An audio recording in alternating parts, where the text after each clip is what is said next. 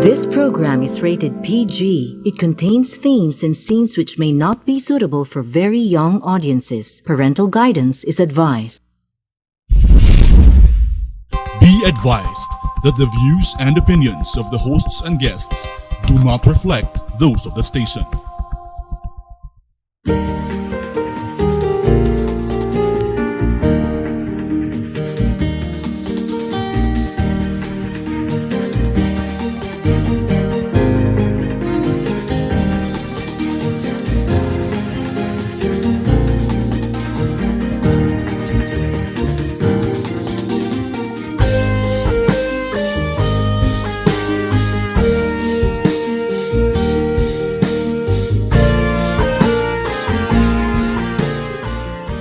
Good morning, good evening, good afternoon, good every hour of the day kasi you also watch this on the internet. So any time of the day, you can tune into our YouTube channel, Mentong Laurel or Journeys and TNT.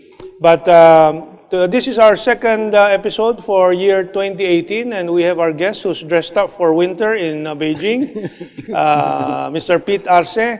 Secretary General of the Association for Philippine-China Understanding, the oldest Philippine NGO dedicated to promoting Philippine and China understanding. Anyway, we'll have a full interview with Mr. Pete Arce in a while. Now let's start with people and places, our first segment every time we are here on the air with you. People and places is about the initiatives of people or people-to-people relationship between China, the Philippines, and other ASEAN states. But today we'll focus on the Comfort Women's Statue controversy. The Kaisa Foundation, over the past 2 years, had been preparing and finally set up a Comfort Women's Statue somewhere on Roxas Boulevard. And this is not near the embassy of the country that is now protesting this, which is the embassy of Japan. This Comfort Women's Statue was set up to remind people of the history of the Second World War and a reminder that war should never be resorted to again. And this is one of the latest Comfort Women's Statue following the one, very controversial also, but fought very hard for by the South Korean women's community, the Comfort Women's Statue in Seoul, Korea, right in front of the Japanese embassy. In fact, this has such a big impact on Korean society that they often put this similar or replica of this Comfort Women's Statue in Seoul, Korea in public buses. It's like this comfort woman riding along with all the rest of the public in Seoul, Korea. There is one in San Francisco City, which the Japanese government also protested. And in fact, I think Yokohama, the sister city of San Francisco, cut its sisterhood agreement with San Francisco, yet San Francisco did not budge. So now we have that same controversy here. Our ending for this report will be President Duterte's reaction. But let us watch this short clip, 5-minute clip with Wilson Lee Florence and two representatives of Gabriela and Lila Pilipinas, the two major organizations and women's groups that has been pushing this issue of comfort women and demanding for the Japanese government to issue an official apology. This was held a few days ago at the Kumuning Bakery Cafe. Let's watch this. Nakaraan, in fact last year, 2016, when President Duterte made a state visit sa Japan, he promised, bago siya umalis sa Pilipinas, he promised na he will bring up the issue of the comfort women kay Japan Prime Minister Shinzo Abe. Pero natapos po yung state visit, ma'am o silent ang Pangulo at administrasyon kung na-bring up man lang ba yung usapin o kung meron pong napag-usapan. Ang sumunod na po na nangyari nung naitayo yung statue ng Comfort Women sa Roxas Boulevard, Ang Department of Foreign Affairs, bilang isang opisyal na ahensya ng pamahalaang Duterte, sa ngayon ay nag-i-issue ng paliwanag at nagsisik ng mga hakbang para ipatanggal yung statue.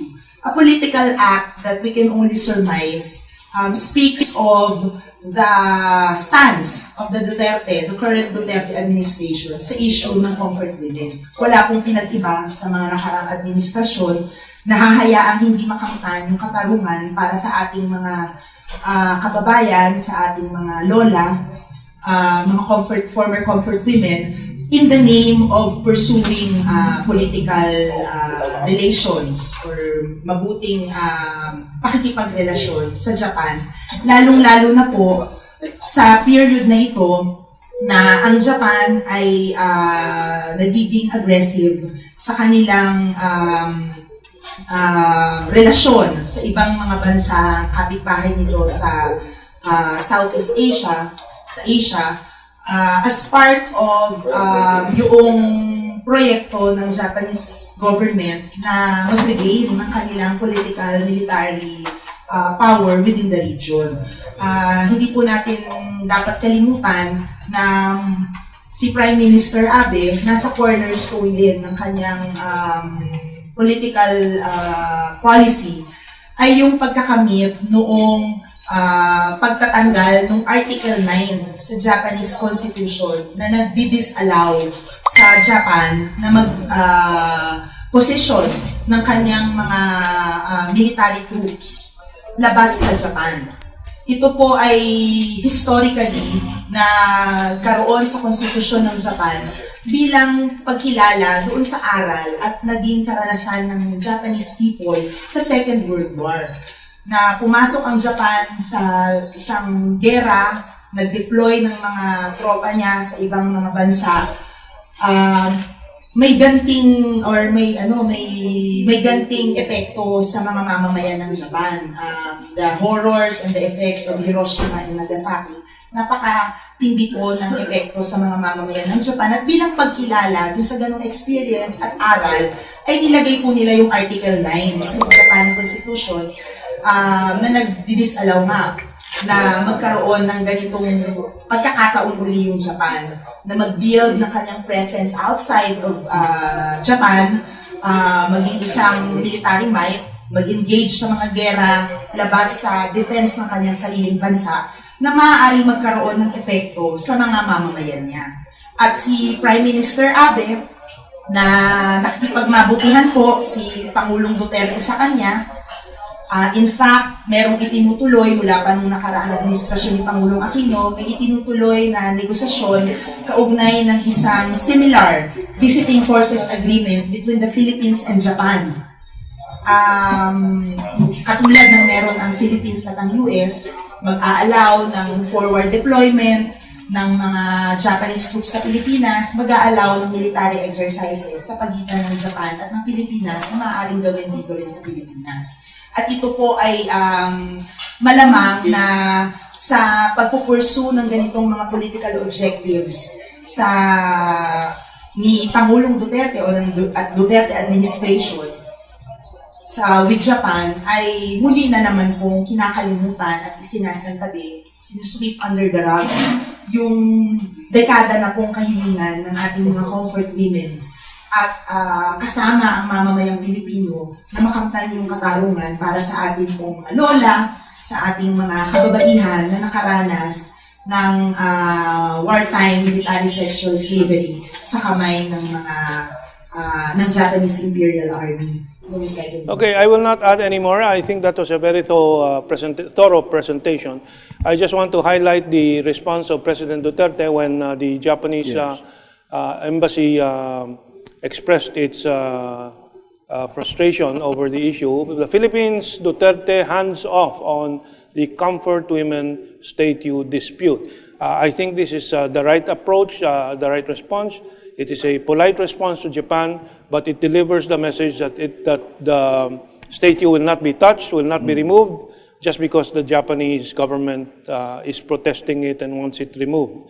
Any thing you want to add, Pete, to the issue? Well, personally, this is my opinion, my personal opinion, that I support the advocacy of the Women's Filipino group on the issue of comfort women. Okay, so thank you very much. Let us take this break and we'll go to our news and views.